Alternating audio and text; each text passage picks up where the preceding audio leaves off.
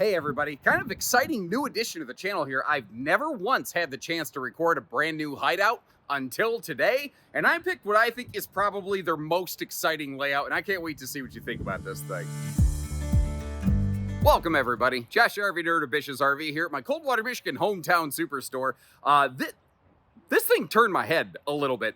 This is a 30-foot amazing front kitchen couples model that I think puts all the right junk in all the right places, gives you a private rear bed slide, even with a very serviceable desk station, all wrapped up in a more budget-friendly stick and tin trailer. That is an awesome laundry list of features I've never seen in a stick-built camper. Now, we're looking at a hideout today, but it could just as easily say Springdale. Springdale and hideout are actually the exact same thing. That didn't used to be true. That has become true in about the last year or so. But this thing gives us taller ceilings that I love, because not only does that mean more storage space, it means a taller shower. And speaking of storage, the kitchen storage in this is absolutely ridiculous. And below all of that, and above all of that, in the middle of all of that, we have an incredible amount of kitchen countertop space. I've never had anybody ever trade in an RV because it had too much counter space and too much storage, and this one is threatening to try to cause that to happen. Now, the thing is, this is the perfect RV if you do not enjoy having a lot of guests over long term. And that sounds kind of antisocial, but I think there's a lot of us who are going camping to get away from the people, not to invite them in to our R&R time. And there's certainly plenty of party-friendly kind of RVs, but this is not that. This one gives us a full bed slide and a bigger bathroom, but it stole a little bit from the living room to do that. Now, you've got a very nice kind of theater love seat, kick-out recliner situation, but you've also got a dining bar. Now, we're looking at a prototype. There's going to be a couple, well, not a prototype, a first run. They realized as soon as they made this, there's a couple things that got to change. I'm going to touch on those as we go, and as we do this, let me know what you think. Where did they nail it? Where did they fail it? Where does it sink and where does it swim? And if you appreciate how we shoot you straight on stuff, hit that subscribe button. Let's go, because this one I think is a lot of fun. And sometimes like this, when I'm in an RV I've never gone through before, I always kind of wonder, like, where do I start? And I thought, what better position to start than actually right here in the theater seat? Like when you're sitting in the chair that you might spend the majority of your time in, this is what you're staring at right here. And I love the fact that they just doubled down and went with just this absolute maximum campside window coverage right here. That is something that so many RVs are lacking, especially front kitchens. Many front kitchens have almost no campside window coverage, and that's not a problem here. Now, again, this was basically one of the very first runs of this floor plan. And on paper, the engineers said, yes, there's enough counter space there for a dining bar. And then in reality, you look at it and go, no, there's not. That's going to extend another 6 inches. There's not going to be a flip-up extension. The countertop's just going to get about 5 or 6 inches longer so that it can actually, you could have your legs totally under and not be forced to lean forward. Now, if you're looking at this, you might be going, okay, but where's my entertainment center? This one, hideouts don't come with a TV by default. The TV hookups are kind of down here at countertop level. So if you want to get a big fancy TV that you set there, you could. But there's a lot of people who I don't go camping to watch TV. I want to enjoy my campsite, but I need space to cook. I need those sorts of things. Well, that's what this floor plan is going to do for you. One other thing, this was their very first dabble with these Tron lights up here, the beam lighting. And they like them, and they're going to keep using them. But they used a variety that are a polar stark white, and they feel like, man, it feels a little bit sterile, like a doctor's office in here. So when you actually come to see one of these, there's a very good chance that that will have a little bit of a yellow tint to it, just to kind of give it a little sunshiny, warm-up feeling in here. Now, thankfully, I actually have some good sunshine light pollution pouring in, so that may not be overtly obvious to you. Now let's talk again. Good news, bad news. I just want to paint the real picture of this thing, not some flowery thing just to help, hoping you buy a camper. It does have floor vents. Some people don't like that. They are using a vent cover that doesn't rip your feet up. It's not like a meat slicer, but thankfully it is carpetless. And one of the other cool things here, it's 6'9" tall from floor to ceiling, so it opens right up in here. Now, I've seen brands like Rockwood and a bunch of other builders kind of make a layout like this, but they often will go with a middle bedroom slide and a rear bathroom, and that's not what Hideout did here.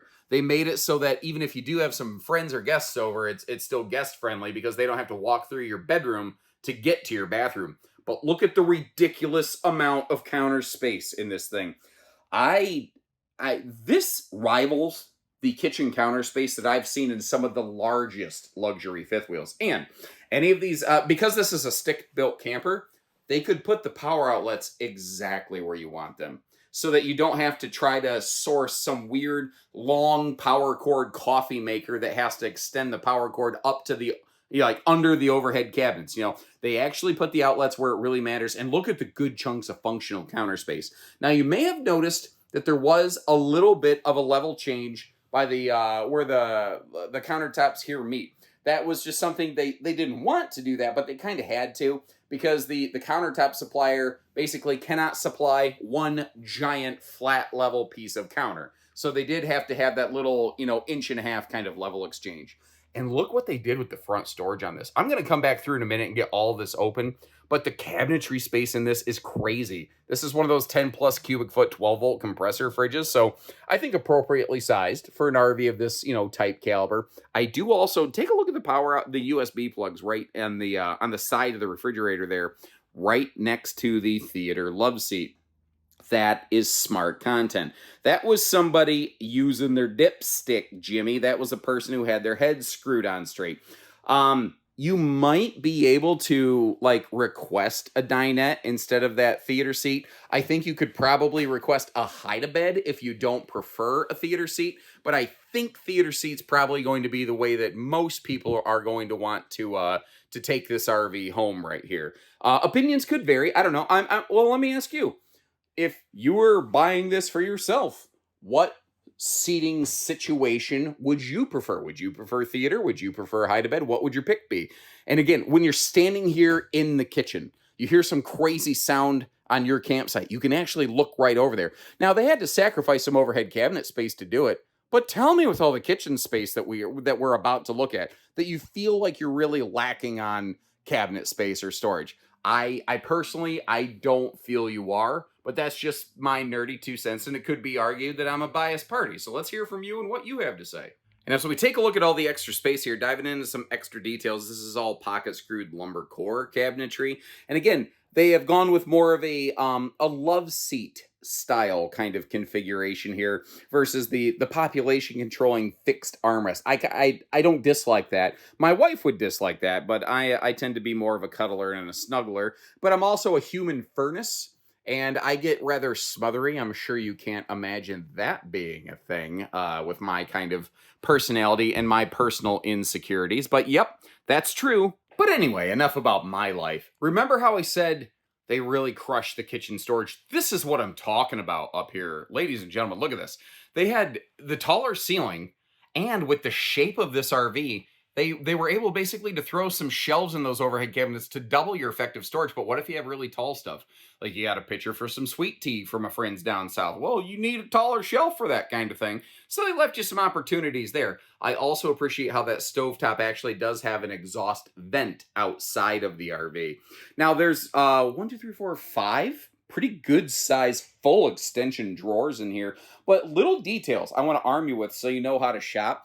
This is the little stuff I look for. They actually finished off and sanded and polished basically the tops of these plywood drawers so it doesn't turn into an organic splinter factory. And in case you're kind of curious, this is good generic storage space, but that's also where your solar charge controller, your tire pressure monitor prep, your solar disconnect, and your inverter prep are located. Because this RV does not have a full front pass-through, they had to get more creative where they place that stuff.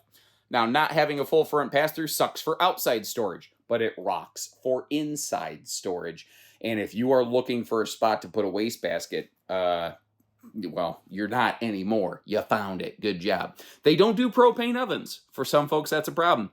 Other folks, they're like, sweet, they got the electric air fryer convection wombo combo over here. I am good with that. And I think most people are probably going to use this primarily for park camping.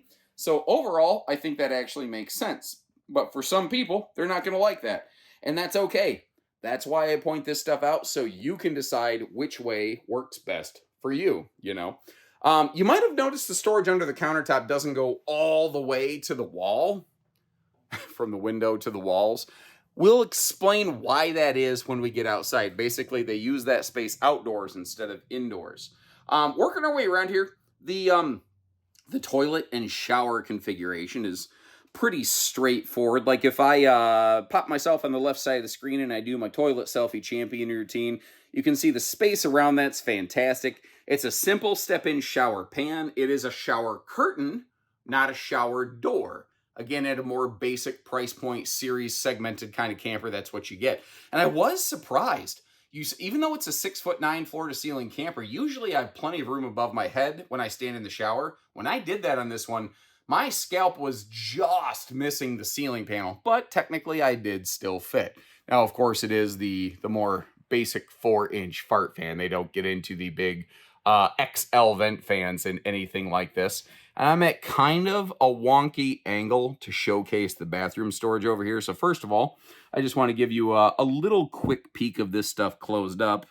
And then we're going to play a little game I call Jumping in the Shower with Uncle Josh, which I never mean it to sound awkward, but it always does. There's just something about the timbre of my voice. But what I love about this actual good, like, you can actually keep towels and stuff in this bathroom, which I really appreciate. But check this out. As we move back into the bedroom, we have an actual legitimate desk space right here. Now, the one thing, if I'm going to be nitpicky, we don't have stuff like USB plugs over here, which I think would be really nice. But we've got, I think, ideal location for a set of power outlets, like right behind where you would be able to put whether it's monitors, your laptop. I think I could see somebody adding a slide out keyboard drawer or something like that under the countertop right here. If you want a little more space to be able to do something like that. And I like how they did the storage around that. I'll get that back open for you in just a few moments here. Ooh, I just noticed something that's going to be a problem. The location of that converter panel. If you pop a fuse while the slides are closed, it is gonna be like it's gonna be like getting an act of Congress, basically, to get back to that thing to swap a fuse out. I don't love the location of that. I hope you appreciate that I'm willing to point out factors like that that could cause somebody to maybe not buy the RV. But if I was going to spend this kind of money, I want to know exactly what I'm getting. And I figure you do too, and I want to try to respect that. What I do like back here, though, is all of the window coverage. We still have that tall ceiling, but they also gave it a big, deep bed slide to give you lots and lots of room in here. Although I am noticing, like, a single light in the ceiling of that slide box, I think would be really nice potentially at nighttime. But, you would have to kind of climb over the bed to get to it. During the daytime, it's nice and bright in here, but at night, I can see it being a bit of an issue. I do appreciate, though, the gas struts under the bed to make that an easier lift access right there, for, storage purposes. That was a nice little touch. And getting around the corner here, they kind of took a little bit of a note. I think Rockwood really pioneered a lot of these, let's add closet space into a bedroom that doesn't have a full front or rear wall closet. And I think they did a really good job of that. Decent dresser space. Now, I mentioned this could be used like a little bit of a desk area. What it doesn't have are like file height drawers. They are still going to be, generic camper drawers. But at the same time, you can always use them for socks, underwear, every other thing. I don't know. I don't think you're probably looking at an RV like this to be necessarily a full-time office. But like if you are a solo or couples work camper kind of person, I think that this RV could work for you. Like if you need to get out there and like, okay, just in case everything goes sideways, I can do just some quick remote working. But for the most part, you're trying to kick back. That's kind of how I see this one here. It's just like almost like the weekend cabin kind of lodge visiting situation. Does that make sense? And whether it's for traveling access or like, storage access, I still want to close the slides up on this, take a look at it in what I call road mode. And I think overall, I'm pretty happy with what I see here. I think it's kind of because of the walk-through middle bathroom they were able to make this happen. Like we can get to the sink, we can get to the refrigerator, your dining. If you are at a overnight travel stop for whatever reason, we obviously have a spot to sit here and grab a bite to eat. Remember, that is going to grow about another 6 inches so that an adult can actually fit under that thing. But I also took the liberty of like closing up the lights. What is wrong with my brain? Shutting off the lights to look at it, in true storage mode. Now, I want to give you a quick little cautionary tale. Before you open your slides, always peek back there to make sure nothing's open. Because like if that cabinet door in the back opens and it gets behind this slide fascia, that door catches it on the slide as it's extending, it's going to be bad. It's going to screw something up. And no matter what breaks, you're going to lose, But our bathroom, because it's a walk-through bathroom, we still have the ability to fully navigate through this. And take a look at this. I got to say, unlike the industry standard backbreaker death wafer mattress, they're using a high-quality backbreaker death wafer. I'm kidding. Don't cancel me. It's terrible. The bed's terrible. I hope you appreciate the candor. And if you appreciate, being transparent with you on things like that or showing you the slides closed and all the storage open, hit that subscribe button. Let's hop outside. So as we take another look at the weights and the measures here, I want to kind of draw your attention to things like the cargo carry capacity. Now, when you have a big front slide like this and just a huge massive front kitchen chunk of storage in front of those axles, usually that will add up to, especially once cargo is loaded, this will exceed the comfortable ratings of a lot of half-ton payload packages. Like if you look at just the empty dry weight of this thing, or even the GVW, like, oh boy, half-ton all day long. Well, maybe. It depends on what half-ton and where you're taking it. If you go through mountains, you're going to want to step it up a bit. But with all of the potential weight in the front of this thing, if you are going to tow it around, you may want to look at something like a 3/4. But I also want to be fair. The 30-foot size of this lends itself to the towing, but it does have limited cargo capacity. And with all the storage that it has, I could see somebody going nuts loading this sucker up and exceeding that. So to me, this is the kind of RV that will be best suited for like just towing it there and then leaving it there like a seasonal site and loading it up kind of because of those factors. Now, if you want the big monster cargo capacity and all those extra things, that's totally possible, but we're going to have to spend a little more money. That's not what this RV is right here. So one of the other things I want to point out, and I'll give you a look at the other one, this is a dual sewer outlet. We do have a front gray kitchen outlet, and then you have your bathroom black and gray in the back. Now, the underbelly of these, it is enclosed and it is forced air heated. And you may notice how both slides are a rack and pinion slide, which is it's a heavier weight slide. It's more expensive, but it's also generally considered the most reliable, not just in terms of my internal service records, but even public perception. The windows are also tinted, which helps keep the nosy neighbors out. And again, remember that Springdale and Hideout are the same thing. So if you're not really into this black and white monochrome kind of package right here, Springdale might church it up a little bit. I think they splash in a couple little blues or something if you're looking for that. Or, if you like this layout and you don't care if it says Springdale or Hideout on it, find the one that you can get a better deal on. There you go. I hope you appreciate the shopping insights that we give you here. 20-pound propane tanks. Power stabilizer jack, power tongue jack on the front, manual corner stabilizers. And down here we do have a tankless on-demand water heater. Now this is a 42,000 BTU output. What that means is that when it's really screaming stupid cold, it's going to have a little bit more of a hard time keeping up. But again, this RV is not made for Arctic weather or anything silly like that.